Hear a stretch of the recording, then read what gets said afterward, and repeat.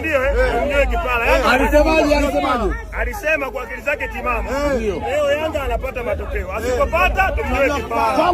Anyoe.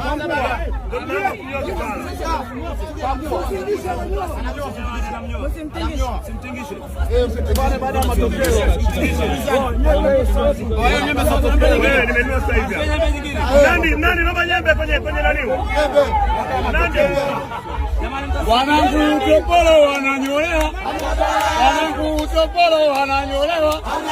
Wanangu utopolo wananyolewa.